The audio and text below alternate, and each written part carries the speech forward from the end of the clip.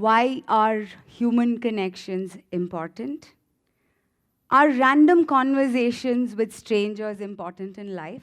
There's this one thing that I have, which is time on my hands. And being a young mother gives me the luxury of going over the daily meeting notes of my life. And through these little meeting notes, scribbly notes that I have possibly stumbled upon my life lessons. I'm sure many of you would have lived through this experience where you're the only people who understand your scribbly notes. I believe that my experiences are great only from my perspective, but maybe I can impress upon you all that in the motion blur of life, we can spend more time on the saccades rather than on fixation. We could spend more time on the artifacts in our imperfect picture to make it more human and more connected. Or, like my IM husband and his friends say, it could be a crasher on my life.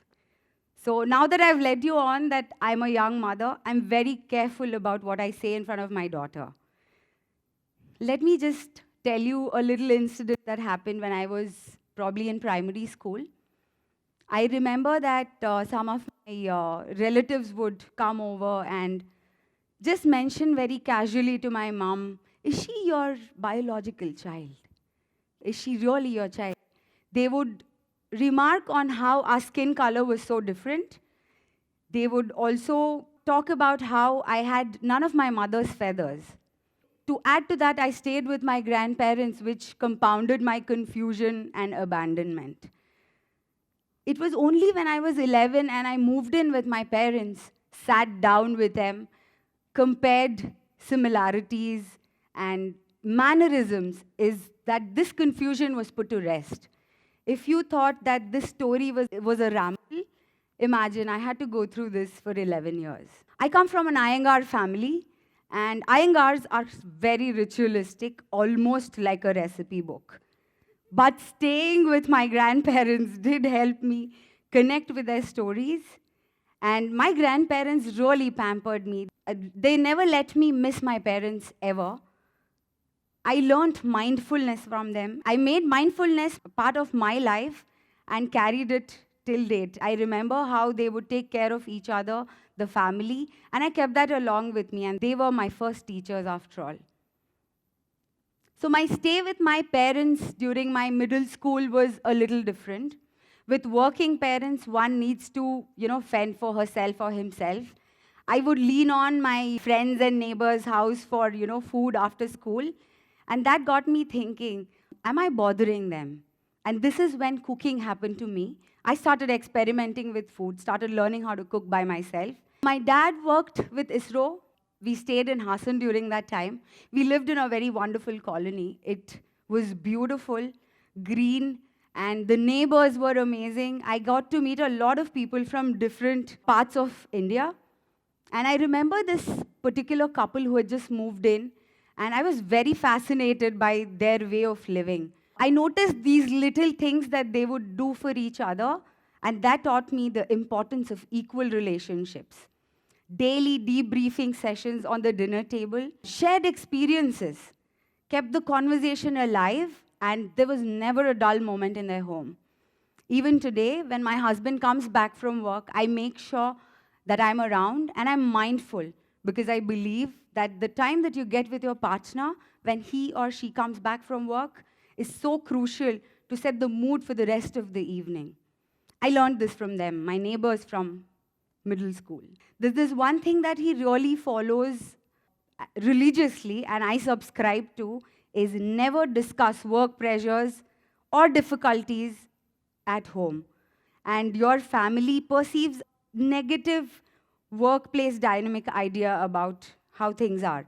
One rarely mentions the good that happens around. Like my experiences, I did not have a scarred childhood. I had loving grandparents, and my parents have been my biggest teachers. And I have got friends home who stayed for months. I have had animals, to name a few, probably donkeys, monkeys, cats, dogs, squirrels, and whatever I could find. Oh, let me not forget strangers. I've also got strangers home to live with, and my parents have really been there for me and understood. This one real important lesson I learned during that time was my commitment to the external world was very important. And always, irrespective of the sacrifices my parents had to make, I would keep my commitments. And that's how strong and how powerful the relationship I had with my parents is.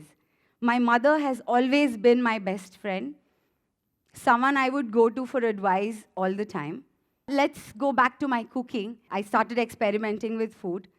I'm sure we've all felt peer pressure during our school time, and I think I wanted a little more of it when I decided that I am going to pick up cooking as a profession. I didn't know how to become a cook formally, but then I thought, isn't hotel equal to cook?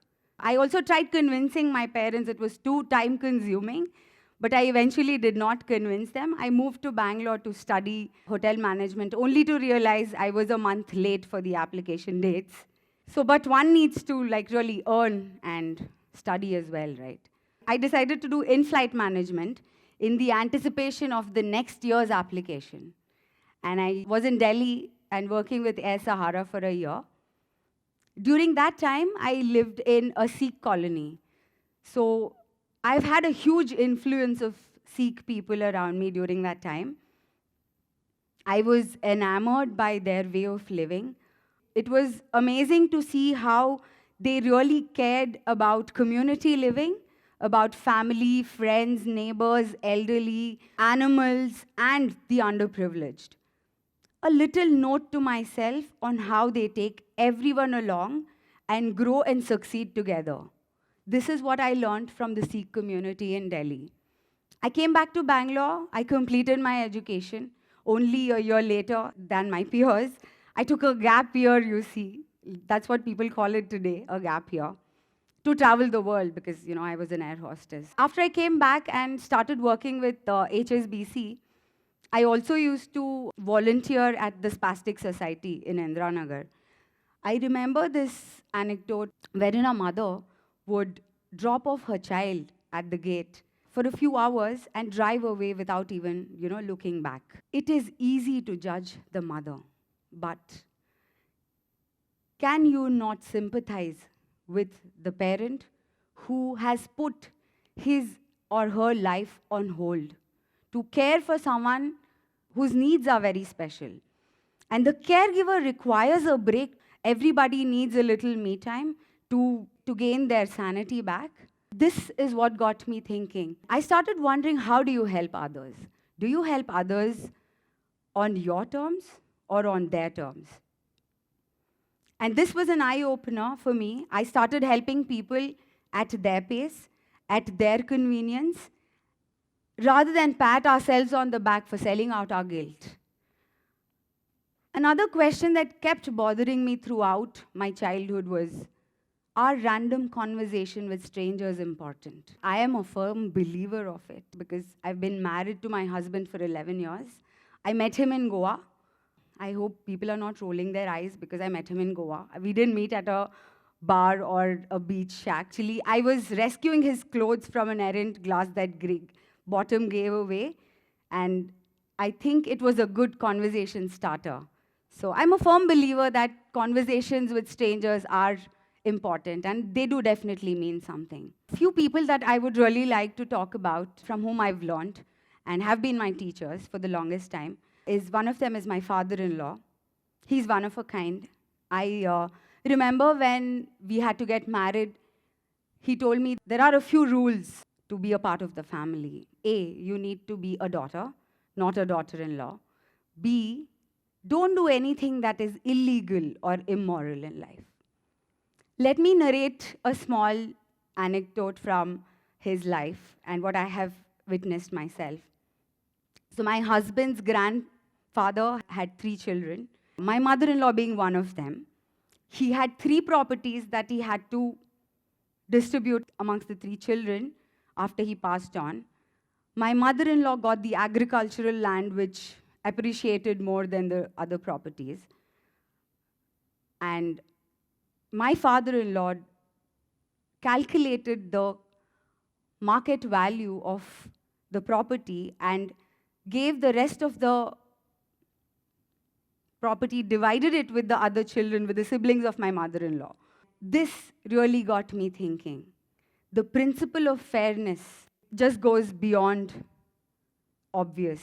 This is one lesson I will take with me for life, that it's important to be fair. Like a lot of us, I think I am very emotional too. One needs to be very practical to solve real issues. There's no better teacher than my mother-in-law to teach me that. She is very practical as a person. It helps solving problems. This is something that has got me a long way from becoming more practical than emotional in life. It's important to have character development. It's important to have story arcs. You need to have plot points that make sense. One needs to really flesh out the characters, and the context is important. My influences were important to set the stage for what I'm doing today. Unfortunately, I don't have a season 2 to pick up the threads of some offbeat but very important characters of my life. The context of my story will not be complete if I don't mention two real important people in my life, Mimi and Taha. Mimi has been my rock for the last 20 years. She's a friend that everybody wishes to have. May it be lifting my spirits when I had a break-off, or buying 2 pairs of everything to just share it with me. She's my soul sister. And Taha is my 4 a.m. friend. My wedding was in Mangalore. I was really worried because I had 2 puppy dogs to take with me, but I couldn't because it's a wedding.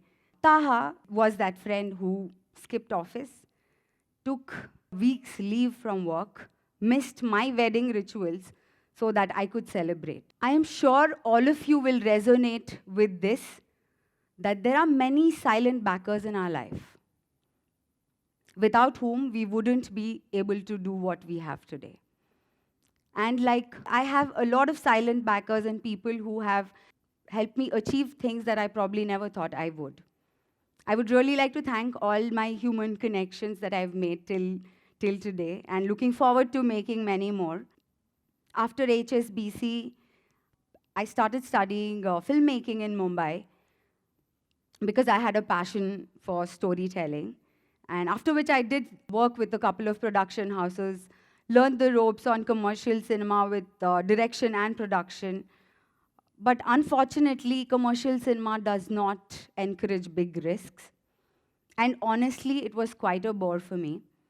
I gravitated towards festival cinema, where wonderful stories were brought back to life from young and old directors.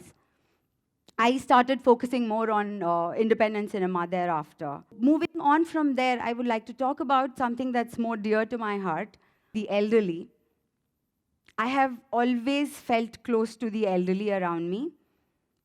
Maybe it was my upbringing with my grandparents.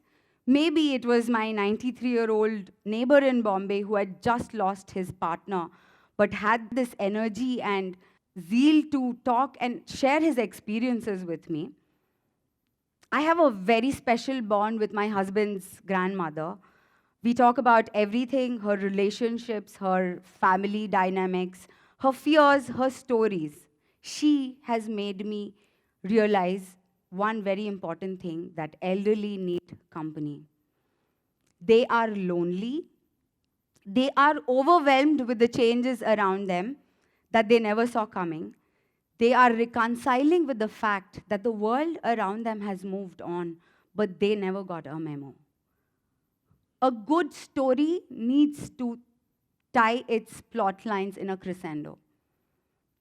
If you were listening to me and my ramble in between, I'm sure you would have picked up a few.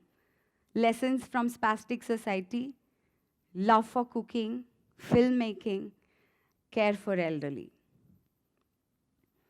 I wish I could tie these threads into one single story, but I think we'll have to live with 2 endings for now. Post-pandemic, there is a huge problem that all industries are facing. COVID has been hard on the F&B industry. Many of the iconic established restaurants haven't been able to avoid the purge. But it has changed the way we look at food and dining out. Off-premise dining is the new mantra. Experiential dining is the new mantra. There was this one night I woke up at around 12:30, 12:45 in the night. And like most of us, I decided to get a dopamine rush by surfing friends' Instagram post. And that's when I came across a post of a person at a beautiful setting by the beach. And this, I figured out, was a journey of a chef named Ria. Here she was, a 26-year-old, organizing pop-up restaurants in the most beautiful locales with indigenous produce, and there was a story to tell. I reached out to her immediately thinking, I just forgot it was 12:40 in the night. And to my surprise, she answered the call, and we had an amazing conversation about this documentary idea in my head. And that's how it all started. Ever since, I've been meeting amazing chefs around the country, and their stories and their inspiration.